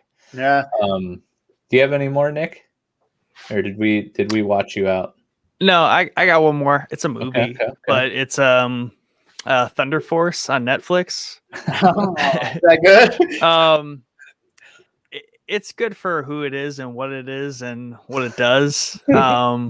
I would say it's not worth not watching. I mean, it's a good one watch, see it through and kind of toss it. They're obviously leaning really strong into like the whole superhero thing, and it kind of mocks it, but it kind of does it. It kind of takes itself seriously, which I don't know if they're trying to make multiple ones of these. You never know if Netflix, because it is a Netflix original movie. So I could see it. Man, I forgot her name, but she's pretty funny. I mean, Melissa McCarthy. Yeah, she's funny. She just has that type of humor where it's worth a chuckle. But that was just a quick watch. Yeah. Since I mentioned Falcon and Winter Soldier and WandaVision, and you said at the beginning that those were going to be on your list, did you? I know you finished WandaVision. Yeah. Yeah. Are you caught up with Falcon and Winter Soldier? No. No. It's not as good as WandaVision, so they're hurting themselves. Oh, wait, watch episode 4, man. I know you keep saying that. So I really like WandaVision, though. She's like my favorite MCU character right now. Yeah, Wanda is pretty sweet. I'm bought up on the hype. Tell me, elaborate a little more on our G chat from this morning. How you were saying that, maybe Falcon and Winter Soldier kind of suffered from the MCU like pushbacks and delays and stuff due to COVID. What you're saying this morning. Yeah, so I mean, I was reading an article about it, and I've seen some other things, and basically, and I agree with it, is, for a whole year, however long it was, with no new Marvel content for the first time in over a decade, people wanted Marvel, right? They wanted that good Marvel, what they're used to, and that's what Falcon and Winter Soldier is. And they stumped people by not doing that, and they gave them WandaVision, which turned out to be this entirely different thing, which in its own right elevated itself just as a show, what it did as a show, not even like an MCU show. I think it just really kind of broke down some concepts there as a show series. Mhm. And by doing that, it set this bar to a new place. It just kind of took it to in a new direction, and people, just naturally expect that out of the next thing, which the argument is if it went Falcon Winter Soldier, WandaVision, then something like Loki, it would have played out a bit better. At least for people like me, I feel like my attention for Falcon Winter Soldier would have stuck a lot better if it wasn't for WandaVision coming first. Yeah, I think the original plan was for Falcon and Winter Soldier to be like the first, at least series. Like I know Black Widow is supposed to be like the first movie of well, I mean technically Spider-Man Far From Home was like the first movie of Phase 4, but like Black Widow is supposed to be like the next, and then Falcon and Winter Soldier. But yeah, I think just the stylistic difference between WandaVision and your typical MCU entry, and just how out of the box that entire series was, doesn't do any favors to Falcon and Winter Soldier like at all. That would have been a perfect movie or limited series to follow up Spider-Man Far From Home and Black Widow. We're back on like an earthly threat for our more earthly heroes to tackle, but like following the like, I mean, we're talking Omega level hero and Scarlet Witch, and like just a giant threat to the multiverse and like reality itself, and then like you follow that like grandiose run of whatever, however many episodes it was, like I don't even remember. I do feel you come to Bucky and Sam, which not anything wrong with Falcon and Winter Soldier, the characters or their story or the series that they're telling, but like after following immediately like 2 weeks or like a month after a show like WandaVision, it's like okay, these guys kind of seem like minor league guys compared to what we just watched. Yeah, and I think it was, and a lot of it, I think, is just that number one spot, right? The first Marvel series kind of really did debut like that. Mhm. You know, that itself in its own carries its own weight to whatever that series was. So like Loki could have gone first and the same thing would have happened. Mhm. So WandaVision being what it was and how just special of a show it was, it being first just gave it that extra punch, where it might not have had that if it had gone after Falcon and Winter Soldier. And I think it would not have been as popular just because not everybody would have been drilling down on it as hard as they did, because they were looking for every type of, theory on what it was doing, and if it came after Falcon Winter Soldier 2 weeks later, it would be exactly reversed roles, I think. Yeah. I think maybe too, like it seemed Falcon Winter Soldier, I like it, but I see like you kind of could figure out more where it's going with the storyline. Yeah. I think WandaVision, like you said, every episode it was like, oh, who's the big new character? Yeah. What's and there wasn't a lot, that like came that was true, or could it? And especially like you said, that delay. And I'm a Marvel person, and I was starting to be like, man, DC's pumping out Titans is awesome, like stuff like that. Yeah. And then you get it back, and then there's so much mystery, and you're like, well, I'm looking forward to Doctor Strange too. So you want to know, well, how's that tying in? And then they're like, well, it also ties into the new Spider-Man. Yeah. So you're waiting for everything. Like Falcon Winter Soldier will tie in, but like it's kind of this story. And I can't wait, Nick. Like I won't ruin it, but like I asked one friend, I said, "You finally watched episode 4?" He's like, "Yeah." He's like, "I couldn't tell if that was the new Captain America or Homelander." Like that's awesome. Yeah, and I have high expectations. I think the next two are going to be good. Yeah. I think like it's I'm worth it. And then this like they have their whole slate, and then there's 1 week off, and then Loki. Yep. The Loki trailer looks awesome. I think too, just the different styles and show that while they're all connected, it's just like the comics, and you're finally getting to see. I like how they one of the big three. It's either aliens, wizards, or yeah, for sure. And WandaVision was so shrouded in mystery, but in the end, we all just got bonered. And I think too, like it's hard because like Bucky's backstory as a Winter Soldier. Well, then you're kind of now still getting. It's like he has another story as White Wolf that they're kind of rolling, but people it's Winter Soldier. You want to see him fuck shit up, like like, and it's building. But I mean, have you watched the new trailer? Nope. Oh, I think it's good. Like, look, they have the three of them like talking about the shield, and John Walker's like, "You don't want to do this," and Bucky's just staring at it. He's like, "Yeah, we do." And then so it looks good. No, episode 4 was really. I'm watching it tonight. Fine, dude. I got to be up early. I told him I was like, if you want, I'll wake you up because I was like, I'm gonna watch it before I go to the gym. So, I guess is episode 5 comes out or 6 tonight? 5. Okay, I'm not terribly behind. Yep.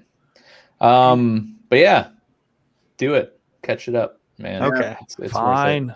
Worth it. Next up on my list here, staying in the superhero vein, but taking a left turn, so to speak.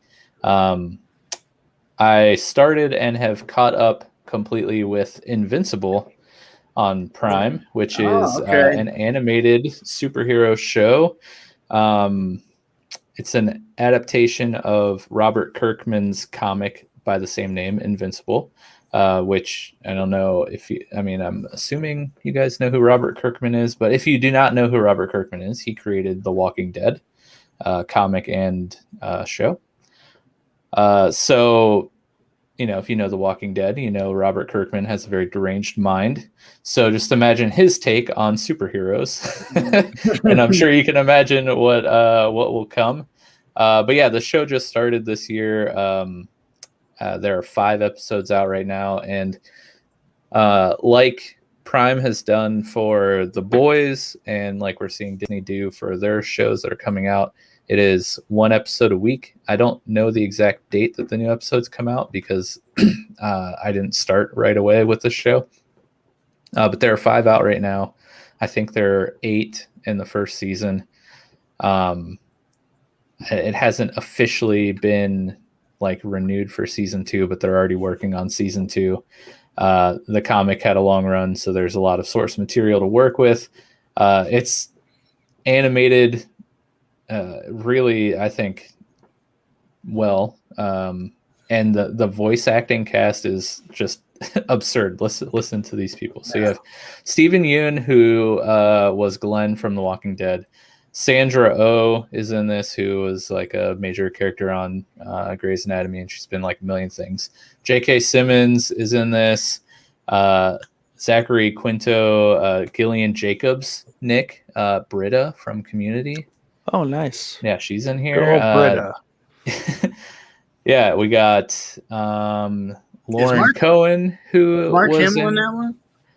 Yes, he is. Okay, Mark Hamill cool. voices a character. Lauren Cohen, who also is from The Walking Dead, is in this. Chad Coleman, who also is in The Walking Dead, was in this.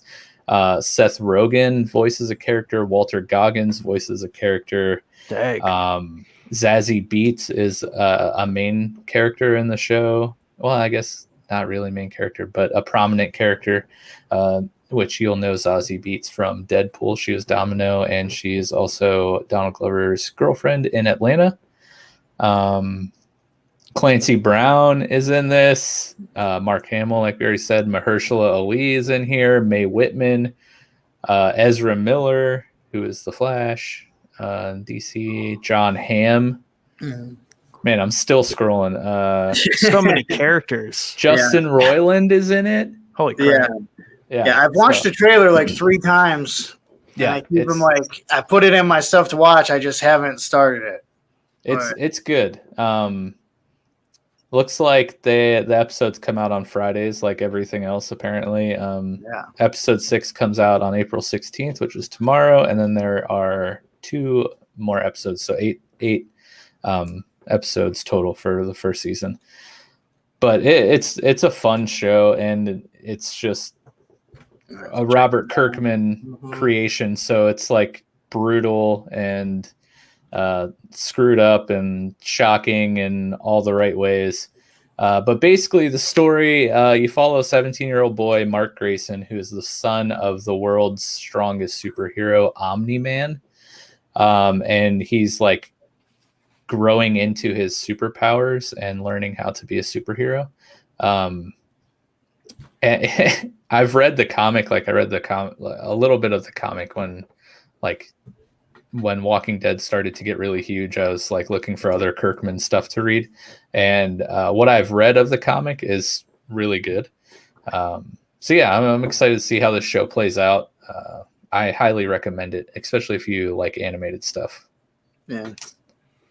So Nick, add it to the list. Yeah, I might have to do that. Especially because Attack on Titan's on a break, and I started to watch like 10 minutes of that Into the Black, the Pacific Rim related anime. Yeah. It wasn't sticking right out the gate. I have to retry, but I was kind of, for watching not even half the first episode, disappointed, but I'll have to take a stab at that. But leaves an opening for Invincible here. Maybe I'll get to it. There you go. Do it to it, bro. You got any more, Johnny? I'll throw out Solar Opposites on Hulu.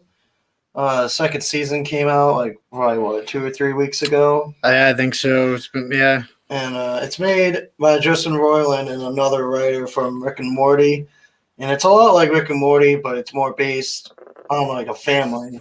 Like, even though they're like aliens, their home world gets destroyed, and they send like the survivors out, but their ship gets stuck and broken on Earth, so they're just stuck on Earth getting into alien shenanigans. It's just I don't know. It's really funny if you like Rick and Morty. I'm sure you probably like this too. Yeah, I've seen trailers for it. It looks really funny. It's pretty good. Mm-hmm. Yeah, I enjoy it. I finished season 2 as well. It's a pretty easy watch. Nice. Yeah. Mm-hmm. I'm collecting them. Yeah, Got to stop playing Valheim for a bit. No, you cannot do that. No. our sister likes Solar Opposites better than Rick and Morty. Dang. But this is a true story. Up until during the pandemic, we had to explain to her that Owen Wilson and Matthew McConaughey are not the same person. So take that as you will. That's a fact. That's hilarious. That's Oh amazing. dear. And she's in her 20s, so Nice. I mean, I will say, I mean, she has a slightly skewed Nick knows her. opinion of things. That's right. My wife, every time we're watching something, she'll be like, "Oh, wasn't that person in this movie?" And I'll like look at. Well, most of the time I don't have to look it up. I'm always just like, "No, that's not it." And You're the wrong, person you're thinking wrong. of doesn't even like vaguely look like this actor or actress. Like I So- don't know what and- you're talking about. Once we broke this news to her, she started wondering about more. She also thought Willem Dafoe and Oh, is it Steve Buscemi? no, how am I just had it. He's from Joe Dirt. David Spade. No, I can't believe Christopher Walken. I can't believe I'm drawing. Yeah, she thought Christopher Walken and Willem Dafoe are the same person. I can maybe Yeah. see that a lot more than Matthew McConaughey and Owen Wilson. That's awesome, though. She must have only seen Matthew McConaughey with like sandy blonde hair, like roles, I guess. Yeah. I mean, I'm like- maybe from a distance. I'm like, who's in Wedding Crashers? She's like, it's Matthew McConaughey. She thought they were the same person. Did you tell her that Owen Wilson has a brother? Yeah, I did. Don't confuse her. Oh, man. I was like, Matthew McConaughey has a brother. Oh man, Mikey, do you have anything else on your I'll tell you list? what, I'm gonna go with, since when you were naming people, I heard you say Walton Goggins, Mm-hmm. and then I'm a huge fan of Walton Goggins. I don't know if you guys have watched The Righteous Gemstones on HBO. I've heard of it. I think I've seen it on So there. it's a Danny McBride show, but it follows a family. Like, his dad is John Goodman. He's like Joel Osteen. He runs one of these big mega churches. They're loaded. But Danny McBride's his son. Adam Devine from Workaholics is Danny McBride's son. And they're a family of, like, what did you call those, televangelists or whatever. And Danny McBride's much like his character from Eastbound and Down. So he gets the family into some predicaments. And Yeah. I mean, right from the beginning, it is a good show. Now, Walton Goggins, they do makeup and stuff. He plays would be John Goodman's brother-in-law named Baby Billy. And Baby Billy and his sister were a dancing like Christian act when they were kids and stuff. And Walton Goggins as Baby Billy is maybe one of the best characters that I've watched in shows in recent time. If you love Walton Goggins, you will love The Righteous Gemstones. He is pretty great. That sounds funny. Gino is high on this show, Nick. It's got one season. I recommend it. Like, I think it's great.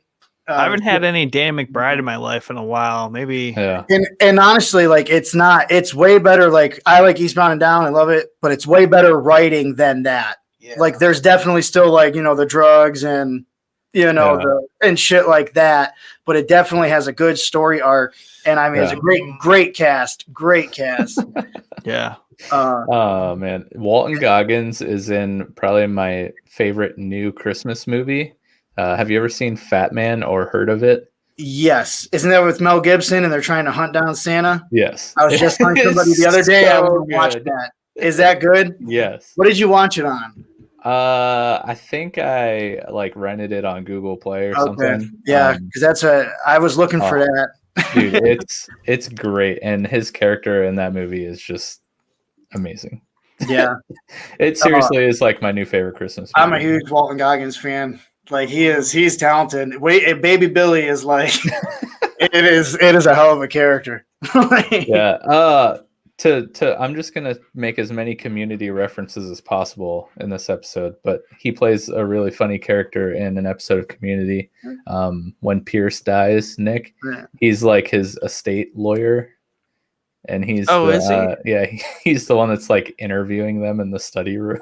Oh yeah. Have you ever seen Major League 3 Back to the Minors?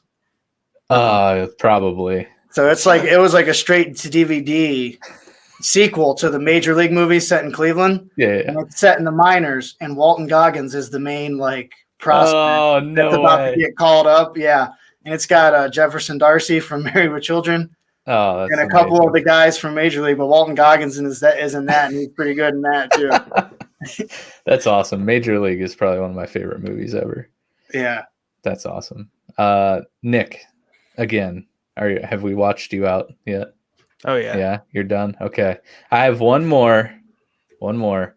And then maybe we can do one more for Johnny and Mike if they have any left on their list. Yeah, that can be. But just tonight, just before we came on the podcast tonight, my wife and I finished a show that we recently discovered on Netflix, actually like 2 nights ago. So we watched it in 3 sessions. Probably could have pounded it out in 2 or even 1. Mm-hmm. But it's a show called I Am Not Okay With This. And it's only 1 season, came out in 2020. The episodes are like 22-ish minutes long. And sadly, when I was like looking up some things to talk about the show, mainly I was looking to see if there was a season 2, and I found out that it was originally intended to be a 2-season show that Netflix like gave 2 seasons right away, and only 2 seasons. But due to COVID, the 2nd season sadly got canceled, just because the monetary value of like holding all the actors and producers, et cetera, during all the delays would not be profitable for a show of this size for Netflix, which kind of makes me sad because it was an interesting show. But yeah, it got canceled, and sadly, the finale of season 1 ended on a massive cliffhanger. And as I was reading about the cancellation, like the creator of the show is like, all right, well, if we're gonna get canceled, can I like recut the last episode so it doesn't end like that? And Netflix was just like, no. So, yeah, not cool, Netflix. But it's developed by Jonathan Entwistle and Christy Hall and based off the comic of the same name, I Am Not Okay With This, which was written by Charles Forsman. Hopefully I said that right. But we follow a high school teenager, a 17-year-old girl, Sydney Novak, who, wow, I just realized this. All my shows deal with superpowers. Anyways, so 17-year-old high school girl, Sydney Novak, suddenly realizes she has telekinetic powers. And it's kind of like a coming of age tale for this character, Sydney. It's created by the same people who did The End of the Effing World, which is on Netflix, which was also based on a comic written by Charles Forsman. It was another fun show that my wife and I watched. And actually, they're set in the same universe, and this was confirmed in a couple Easter eggs. And I'm Not Okay With This, which is kind of cool. Both stories happening simultaneously, apparently. But it's funny. It's pretty raw. Like has the like raw indie vibes to it, if that makes sense. But you've seen Wayne, so kind of similar vein to Wayne. I can get down with that. Yeah, which I love. Like Wayne was a great show. Like so good. And I love the Boston accent. So the fact so good. Yeah, it's not like the same level as Wayne, but it gives off the same like type of vibe. Nice. And there's a character in the show named Stan who is the absolute like best character. Like his steals the show every scene he's in. He's amazing. This guy, the guy who plays Stan, I think his name's like Wyatt Olive or something like that. He needs to land more roles because he's amazing. but yeah, it was a very, very interesting story. The way it was presented was really, really cool. I'm always a fan of like the Breaking Bad style, like cold open, like flashbacks that don't really get explained until like episodes later, and then like the scene kind of plays out. They do this in this show pretty well. The cliffhanger at the end is awesome, except the fact that I'm never going to see it pay off. Yeah, that part is not awesome. But I think if this show was a 2-season show, like I think it would have been perfect for 2 seasons. But yeah, sadly we're not going to get it. I enjoyed it. I recommend it, even though I know we're not going to get the closure. If you're looking for one of those indie style shows, this is a good one to check out. Nice. And also, I found out that The End of the Effing World has a season 2 that came out, and I didn't even realize that. We watched season 1 of that, and it was a great show. And we actually, after we finished I'm Not Okay With This, we watched the first episode of season 2 of the other show. So, nice. Check both of those shows out, actually, if you're into that style of show. But yeah, that's my last one I have for you guys tonight. So, Johnny, hit us up. I'm actually probably good on my recommendations and stuff. Nice. Okay. My bad. No. You're good. You got another one for us, Mikey? Yeah, I'll do one more. It's another HBO one. Okay. It's called Barry. I don't know if you guys have watched it. Yes, Barry. I've heard about it. Again, have so not seen it. I'm a terrible person. Yeah, so it's created by Bill Hader, who, if you don't know, Bill Hader, SNL lawman, crazy amount of movies, crazy talented. So in this, he writes it, everything. He's from Cleveland. He was a soldier over in the Middle East, comes back, doesn't know what to do besides be a contract killer. So he is a hitman. Now, doesn't have a lot of comedic scenes in this, but the cast is really well. He moves out to L.A. for a hit and realizes he wants to be an actor and takes an acting class where the instructor is Henry Winkler. So Henry Winkler he's not playing himself, but he does a lot of the comedic relief. Yeah. But like this whole time he's living this double life of a hitman that he can't escape, but he wants to become like he loves acting now, but he's like can't follow it because he's killing people and can't and I can't think of his name. The guy who voiced Bill Dauterive on King of the Hill, Stephen Root, I believe. He is in it as well. He does a fantastic job. It was a really well shot. I think there's 2 seasons. Yeah. And I saw a leaked picture of him and Henry Winkler on a street, and people think that they were filming season 3. So I will watch the shit out of that. But I didn't watch it new and caught it on demand. And I was working midnights. I binge watched the 2 seasons like over a few days. Oh, nice. So it's really good, and definitely made me. I started looking at Bill Hader's stuff more, and like he's just like he's a very diverse dude. Like he can do a lot of different roles in series and comedy. I don't know if you guys have ever heard his Alan Alda impressions, but some pretty funny videos, and he's dead on. But I recommend that. My introduction to Bill Hader was Superbad. Yeah, mine too. Mine too. That movie, man. Oh, geez. I watched that movie so many times. I could probably groundbreaking. Probably recite the entire script, like word for word. Yeah. So if you like him at all, it's really it's awesome. Bill Hader too. We didn't realize till we were older. Did like a lot of work for South Park as well. Yeah. Really? Yeah. If you ever watch the making of South Park, it's like I can't forget the title, but it's on Max, I think. 7 Days to Air. Yeah, and they show them making the Sentai Pad episode. If you guys have seen that one. Yeah. But Bill Hader's in the writing room when they're trying to, and it was real fascinating to watch. But I didn't know either. That's interesting. Yeah. 7 Days to Watch, is that all, or air? Is that all on South Park, or is it like? It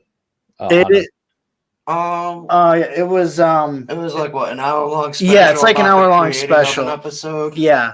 Okay. And they really show like these guys almost 100% of the time they don't submit an episode to air Wednesday night until like Wednesday morning or Tuesday. Yeah. Oh, dang. And stuff like that. And it just shows the whole process.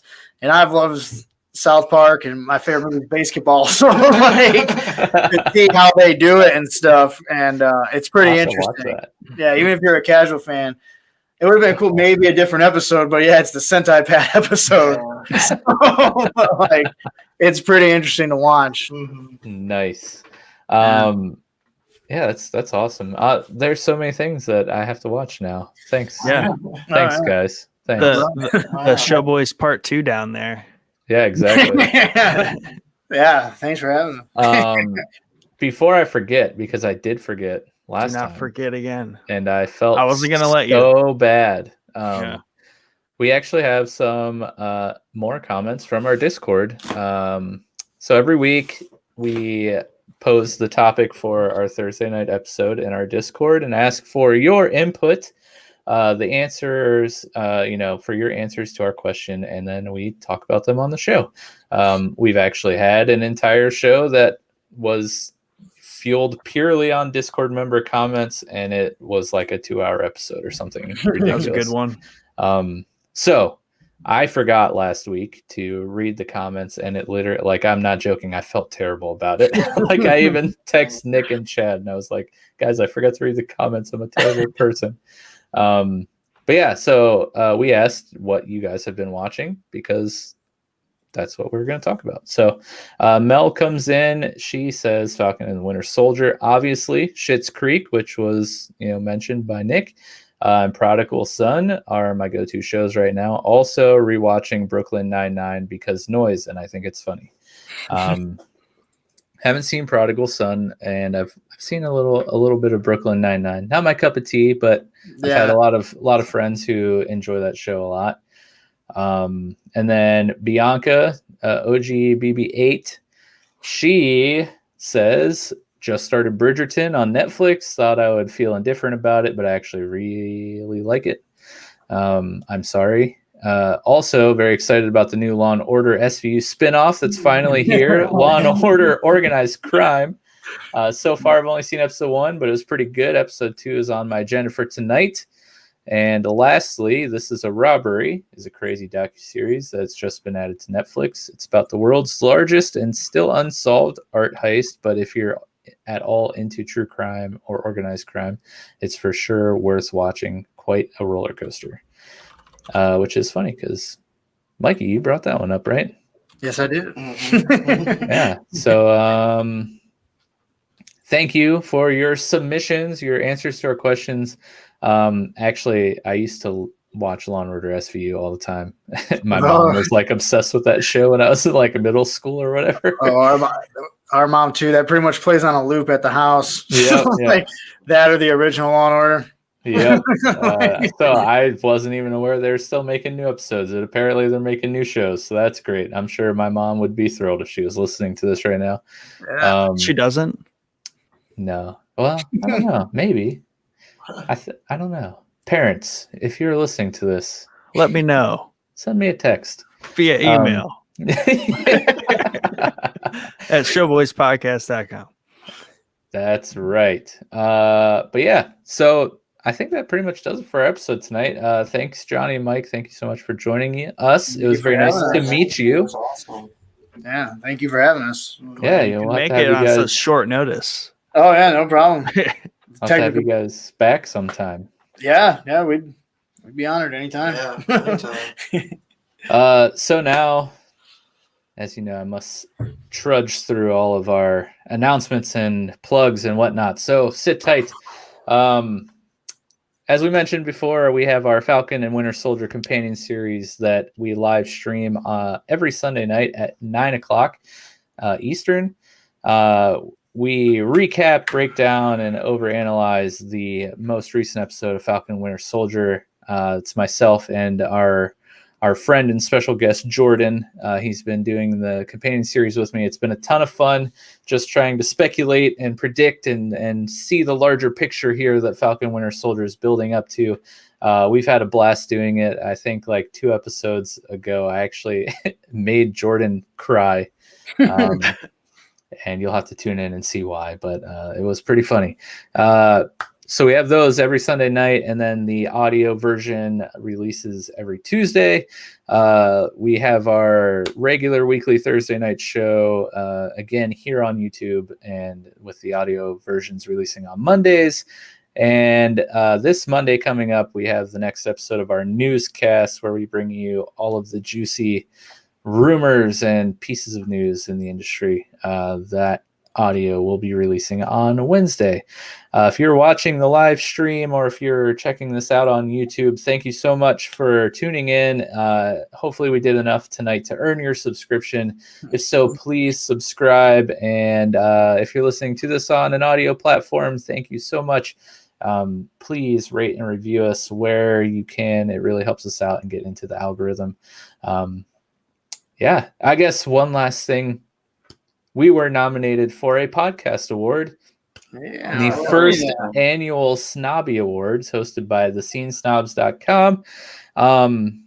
Yeah, we learned last night that we were nominated for the best audio and podcast. So that was super cool, and it's an honor, and didn't really expect that to happen. So just feel really grateful that someone appreciates what we're doing. So thank you to those of you out there listening to us, and yeah, we appreciate the support.